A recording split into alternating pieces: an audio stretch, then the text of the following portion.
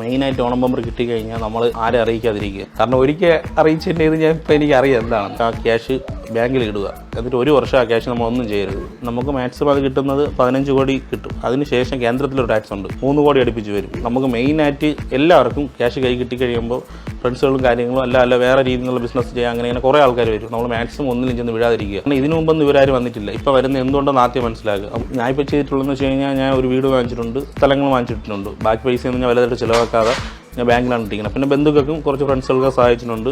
ഞാൻ ചെയ്ത മെയിനായിട്ട് ബാങ്കിലിട്ട പൈസ അതിൽ നിന്ന് കിട്ടുന്ന ഇൻട്രസ്റ്റ് എടുത്ത് ചെയ്യുന്നേ ഉള്ളൂ. ഓണം ബമ്പർ അടിക്കാനുള്ള ട്രിക്കുകൾ എന്തെങ്കിലും ഉണ്ടോ? ഈ 5-ൻ്റെ 0-ൻ്റെ എങ്ങനെയൊക്കെ ഫാൻസി നമ്പർ ഉണ്ട്. ചിലപ്പോൾ തുടർച്ചയായിട്ട് തന്നെ 3 നമ്പർ ഒരുമിച്ച് വരും. അങ്ങനെ കുറച്ച് കാര്യങ്ങളുണ്ട് അതിൽ. അനൂപിനെ ലോട്ടറി അടിച്ചിട്ട് 1 വർഷം കഴിഞ്ഞിരിക്കുകയാണ്. അപ്പോൾ ഇത്തവണത്തെ ഓണം ബമ്പർ എടുത്തിട്ടുണ്ടോ? ഞാൻ എടുത്തിട്ടുണ്ട്. ഞാൻ ഇപ്പോൾ 4 ജില്ലയിലും ഓരോ ടിക്കറ്റ് എടുത്തിട്ടുണ്ട്. കാരണം അടുത്ത പ്രൈസിന് ഇപ്പോൾ ഏത് ജില്ലയിലും നമുക്ക് കൺഫേം ആയിട്ട് പറയാൻ പറ്റില്ലല്ലേ. അല്ല, ഞാൻ ഓൾറെഡി ടിക്കറ്റ് എടുക്കുന്ന ആളാണ്. അപ്പം ഞാൻ പോയപ്പോൾ നല്ല നമ്പർ കാണുമ്പോൾ ഞാൻ എടുക്കും.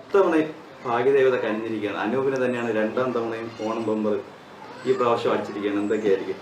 അല്ല, മെയിനായിട്ട് ഞാൻ ഈ പ്രാവശ്യം എനിക്ക് അടിക്കുമെന്നല്ല, അടിച്ചു കഴിഞ്ഞാൽ ഞാൻ ആരും അറിയിക്കില്ല. അതാണ് ആദ്യം ചെയ്യുന്നത്. കാരണം ഒരിക്കൽ അറിയിച്ചതിൻ്റെ ഇത് ഞാൻ ഇപ്പോൾ എനിക്കറിയാം എന്താണെന്ന്. അപ്പം ഞാൻ അത് അറിയിക്കാതെ ബാക്കിയുള്ള കാര്യങ്ങളൊക്കെ ഇപ്പോൾ അറിയാമെന്നുള്ളതുകൊണ്ട് ആ രീതിയിൽ ഞാൻ നീങ്ങുള്ളൂ. ഇനി അനൂപിൻ്റെ അനുഭവത്തിൽ വെളിച്ചത്തിൽ ഇത്തവണ ഓണം ബമ്പർ അടിക്കുന്ന ആ ഭാഗ്യവാനോട് എന്താണ് പറയാനുള്ളത്?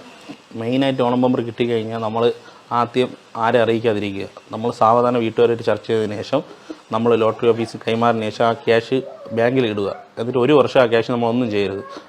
ബന്ധുക്കൾക്ക് ആർക്കും നമ്മൾ അത് എടുക്കരുത്. നമ്മൾ സാധാരണ രീതിയിൽ അങ്ങ് പോവുക. അത് കഴിഞ്ഞതിന് ശേഷം ടാക്സും കാര്യങ്ങളെല്ലാം കഴിഞ്ഞതിന് ശേഷം നമുക്ക് എന്താണ് ചെയ്യാൻ താല്പര്യം, ആർക്കെങ്കിലും എന്തെങ്കിലും കൊടുക്കാനുണ്ടെങ്കിൽ അതൊക്കെ നോക്കി കണ്ട് ചെയ്യുക. 25 കോടി സമ്മാനത്തുക എന്ന് പറയുമ്പോൾ കൃത്യമായി എത്ര തുക കയ്യിൽ കിട്ടും, അതിന്റെ ടാക്സ് എങ്ങനെയാണ് പോകുന്നത് എന്നൊക്കെ ഒന്ന് കൃത്യമായിട്ട് പറയാം.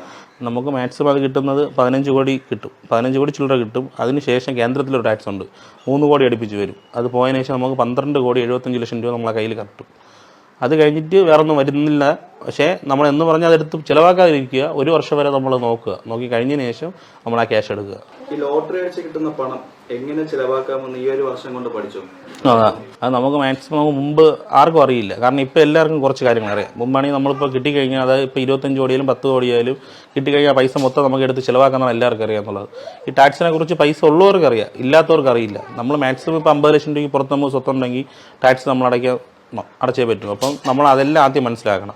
എത്ര രൂപ നമ്മൾ അടയ്ക്കണം, എന്തൊക്കെ ചെയ്യണം. കാരണം ഇപ്പോഴും പലവർക്കും അറിയില്ല. എല്ലാവരും വിചാരം ടിക്കറ്റ് കിട്ടിക്കഴിഞ്ഞാൽ ഫുൾ പൈസ കൈ കിട്ടി എടുത്ത് ചിലവാക്കാന്നാണ്.